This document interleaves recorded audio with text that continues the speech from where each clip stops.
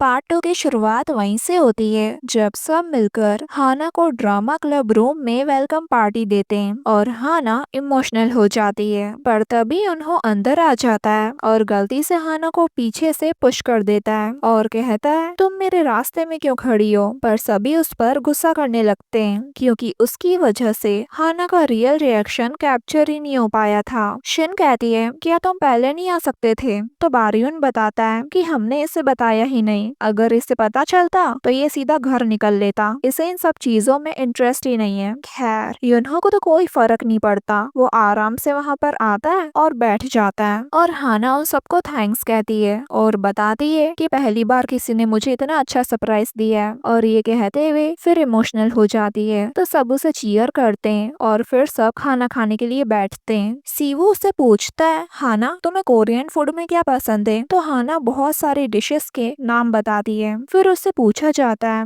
कि तुम्हें कौन सी फिल्म पसंद है। तो वो बिना सोचे समझे बोल देती है युनहो वाली फिल्म जो मैंने उस दिन शिन से डिस्कस करी थी, वो वाली। अब ये सुनकर सब युनहो की तरफ देखते हैं तो वो टांग पे टांग चढ़ाकर बड़े एटीट्यूड में कहता है कि मुझे तो इसकी आदत हो गई है। तो फिर मिनसू उसका मजाक उड़ाते हुए उसकी स्टाइल कॉपी करके उससे कहता है इट्स नॉर्मल और सब हंस पड़ते हैं। अब सब जने रॉक पेपर सिजर खेलकर डिसाइड करते हैं कि ये जगह कौन साफ करेगा और लास्ट में शिवो और हाना हार जाते हैं, यानी सफाई उन्हें करनी पड़ेगी। फिर हाना अपने बैग में से एक रिसाइकल प्लास्टिक बैग निकालती है जिसे देखकर सब हैरान कि इसके बैग में इतना सब कुछ आखिर आ कैसे जाता है। अब साफ सफाई के बाद हाना और सीवो साथ में कचरा फेंकने जाते हैं। फिर रास्ते में लौटते टाइम सीवो उससे पूछता है तुम कोरिया क्यों आई हो और तुमने आर्ट हाई स्कूल ही क्यों चुना। तो हाना बताती है उसने जानबूझकर मैनेजमेंट मेजर चुना है और कहती है मैं बचपन से आर्टिस्ट मैनेजर बनना चाहती हूँ। तो ये सुनकर सीवो हैरान हो जाता है। हाना आगे बताती है कि मैनेजर्स एक्टर के सबसे करीब होते हैं। मेरी एक दोस्त है जो सेलिब्रिटी बनना चाहती है और मैं उसके पास रहना चाहती हूँ जब उसका सपना पूरा हो। ये सुनकर सीवो और भी इम्प्रेस हो जाता है और बताता है कि मैं तो बस युनहो को फॉलो करके यहाँ आ गया था। फिर हाना देखती है कि सीवू की शू लेस खुली हुई है तो बिना सोचे झुककर उसकी शू लेसेस को बांध देती है। सीवू पहले तो एम्बेरस हो जाता है पर हाना मुस्कुराते हुए कहती है कि मैं तुम्हारी मैनेजर हूँ, मैं हमेशा तुम्हारे साथ रहूंगी। तब नरेटर की वॉइस में बताया जाता है कि उस दिन के बाद उसके शू लेसेस बहुत लंबे टाइम तक कभी नहीं खुले।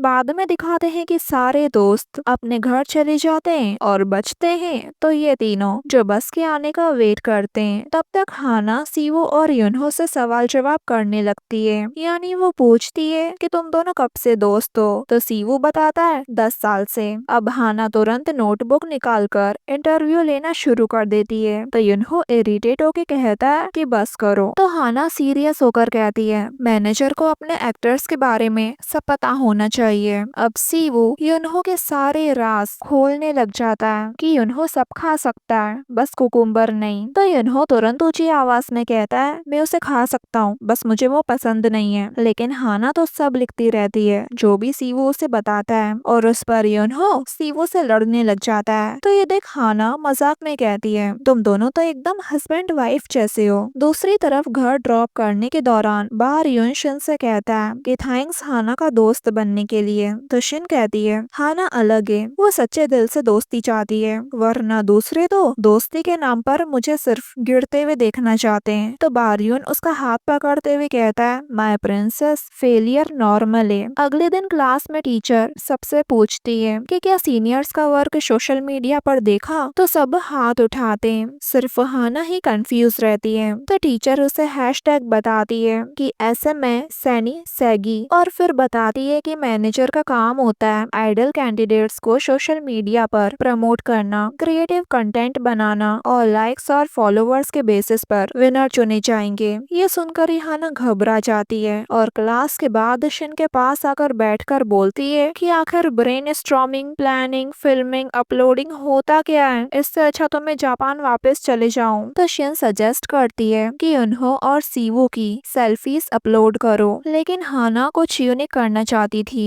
इसलिए लाइब्रेरी जाकर वीडियो एडिटिंग की बुक्स पढ़ने लगती है। लेकिन उसके दिमाग में कुछ घुसता ही नहीं। अब वहाँ से निकलते ही उसका सामना युनहो की ऑब्सेस्ड फैन से हो जाता है जो उसे यूनहो की सेल्फीज मांगती है। तो हाना मना कर देती है, लेकिन वो तीनों उसे धमकाती है कि अब तुम उसकी मैनेजर हो तो हमें सेल्फीज तो तुम ही ला कर दोगी, और अगर नहीं लाई तो हम तुझे छोड़ेंगे नहीं।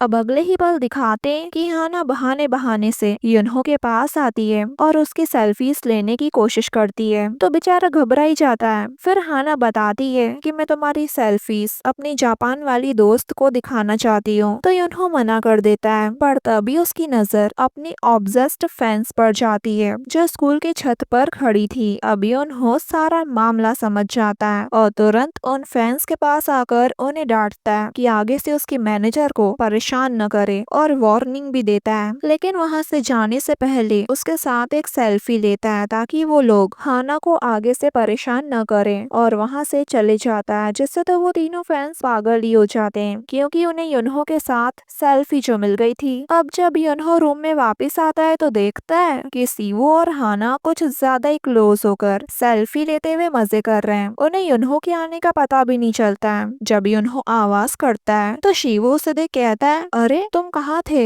हम कितनी देर से तुम्हारा इंतजार कर रहे हैं। तो यूनहो कहता है, इंतजार, मुझे तो लग रहा है कि तुम तो मजे कर रहे थे। खैर, फिर ये तीनों मीटिंग शुरू करते हैं। हाना कहती है कि उसने जो किताबों में वीडियो कंटेंट के बारे में पढ़ा है उसे वो अपने अपकमिंग वीडियो में अप्लाई करना चाहती है। सीवो कहता है, क्यों ना हम फनी कंटेंट बनाए। तो यूनहो तुरंत कहता है, मैं वो नहीं बनाऊंगा। तो हाना उसे डांट देती है कि मैंने कहा क्या तुम्हें बनाने को, जिससे तो बेचारा शॉक ही हो जाता है। अब वो उसके शॉकिंग फेस को देख कहती है कि फनी नहीं कूल, तुम दोनों वैसे भी कूल दिखते हो और यही तुम्हारी स्ट्रेंथ है। अब तीनों जितना ज्यादा सोचते हैं उन्हें कंसेप्ट उतना ही कॉम्प्लिकेटेड लगने लगता है और हाना का तो दिमाग ही खराब हो जाता है। अब आखिर में सीवो कहता है, चलो इतना सोचो मत, एंजॉय करने चलते हैं। फिर तीनों बाहर घूमने आ जाते हैं, अलग अलग फन एक्टिविटीज करते हैं, फोटो बूथ में फोटोज लेते हैं, स्किन केयर स्टोर्स घूमते हैं। इस दौरान यूनहो ऐसे दिखाता है जैसे उसे जबरदस्ती इनके साथ चलना पड़ रहा है, पर चुपचाप वो भी इंजॉय कर रहा था। फिर आखिर में तीनों नामसन टावर पहुंचते हैं और वहां पर सीवो